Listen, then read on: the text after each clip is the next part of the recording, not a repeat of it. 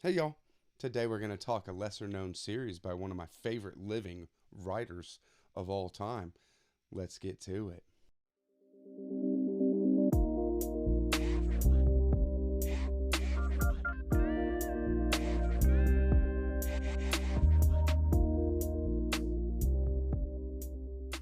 Hey y'all, Noah, everyone who reads and must converses the channel. Today I'm speaking on Promethea, an awesome series that was put out by Alan Moore and the artwork by John or J.H. Williams the Third. I don't really know his first name, right?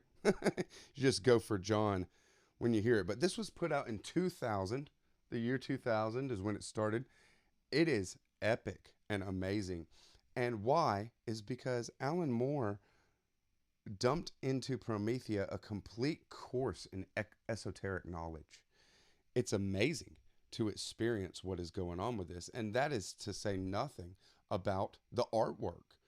The artwork is these mostly two-page spreads. There's a lot of intricacies around the panels, um, different little aspects of each page that are adding to it and filling it in, kind of like reminding me of William Blake's illuminated manuscripts, something like Jerusalem, where everything around the frame has a meaning and informs what you're reading, just as what you're reading informs the image. It's masterful, completely masterful. So I'm going to put in this video, while I'm talking, just visuals up on the screen so you can see some of these pages for yourself. And I'm not going to say too much about the artwork because it's unbelievable. And I've said a lot about it, but you can just see it for yourself. What I am going to talk about is the content. If you're a fan of Watchmen, this kind of alternative uh, 90s, late 90s, early 2000s, that's what he's doing with Promethea, an alternative America, an alternative New York, where things are a lot the same, but uh, very, very different as well. There are superheroes in this world, kind of like in Watchmen. They're called science heroes. And everything is very science centric in their world. You get a sense that imagination and storytelling has kind of fallen off, gone by the wayside, and you just have very jaded and very intellectually minded uh, society. And the only kind of cartoon or kind of thing that they have in their world that you have experience with is called the crying gorilla. And it's just this gorilla that says, oh, well, sometimes I hate my body. Or, and he's crying, or it's, I get to keep the car, she keeps the house and the kids. It's just unbelievably silly.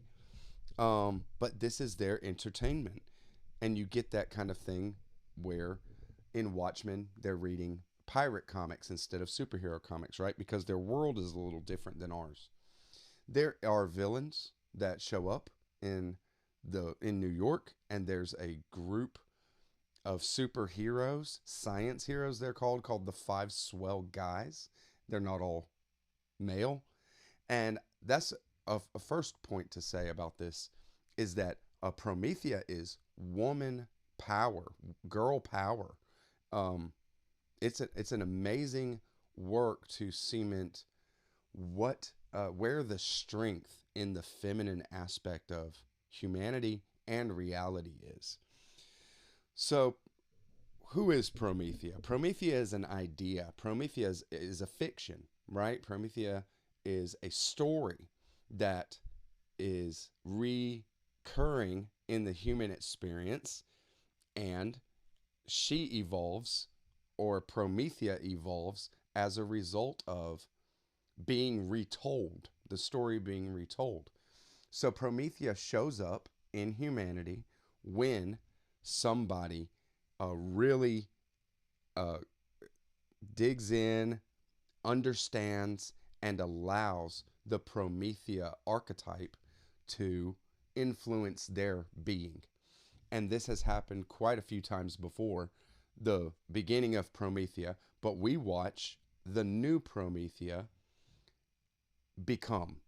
That's where it starts, is a new Promethea. She is a high school student named Sophie Bangs, and she is going to become the new Promethea. She's doing a project on Promethea and researching it, and as a result, meets the Promethea that's on her way out. Okay, her name's Barbara, and another aspect of this, like I said, started writing it in 2000, so it's a good 20 plus years old, and Barbara Promethea is kind of out of shape, right? And she just barrels through stuff, but she is completely powerful, just in the same way that any Promethea is, because Promethea is an embodiment of the imagination itself. And as a result of that, has no limits, completely no limits to what her power is. But it has to be imagined and projected out there, believed in, is where Sophie, or aka Promethea, finds their abilities at, and their abilities are completely endless. So we have some nefarious characters show up. It seems like it's a superhero kind of comic going on for the first volume here. There's 5 volumes in the editions that I have. First volume, maybe most of the second as well. You feel like we're set in New York, and it's going to be this kind of a superhero kind of thing, in a way. And then it turns into a journey narrative, and the journey goes through the entire Kabbalah on in a way of exploring the tree of life, which is the central glyph of the Kabbalah. You see this recur time and time again in the series, and actually as a physical cosmology that this world is in, the tree of life and Kabbalah itself. So Promethea goes on a journey with Barbara through the Kabbalah, and they're searching for Barbara's husband, who has died many years ago. And it's beautiful, amazing how, and you can see these things here, different art styles are used all through this for the different Sephirot, where the different planes of being that Barbara and Promethea get to. They meet all kinds of characters, Aleister Crowley, John Dee, these kind of characters that were actually very influential in Alan Moore's understanding of esoteric ideas, not to say Hermetics or Kabbalah itself, right? So Crowley plays a big role in this book in a way of illustrating what different ways, different avenues to enter into Kabbalah, but also different ways of experiencing Kabbalah itself. It's very, very well done. And you don't have to be a Crowley fan to understand it at all. But I would say it's beneficial to be a fan of the tarot, because the tarot is a huge aspect of Kabbalah itself.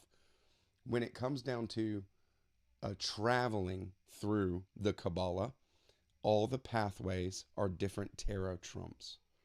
And you learn, if you don't know already, then you learn so much through this series. I can't recommend it enough. So many times people come and say, I like the idea of esotericism or Kabbalah, but I just don't know where to start. What do you read? How do you start? And I would, routinely suggest the Book of Thoth by Aleister Crowley. A great starting point. Get a package of tarot cards yourself, the Rider-Waite or the Thoth deck. I love the Thoth deck myself. And as far as non-occult books that somebody tries to put out there a comprehensive kind of understanding of what Kabbalah or Hermetics is, well, you have the Kabbalion, you have things like Philip K. Dick's exegesis, but nothing stands up to how comprehensive and how thorough this is Alan Moore's Promethea. And there are gems, beautiful gems throughout this work.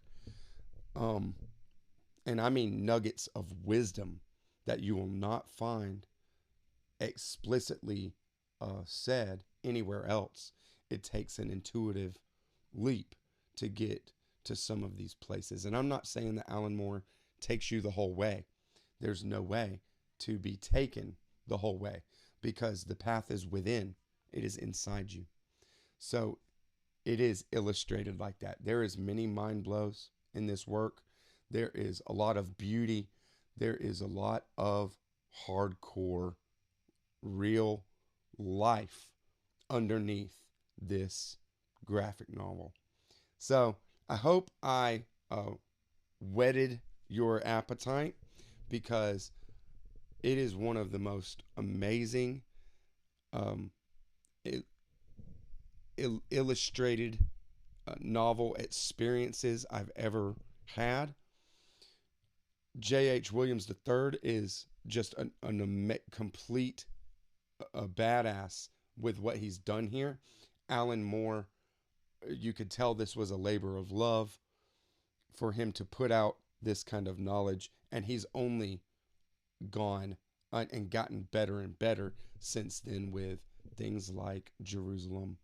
And we'll keep going with the Alan Moore. Y'all let me know what you want to see next. Thank you very much, BookTube. Bye-bye.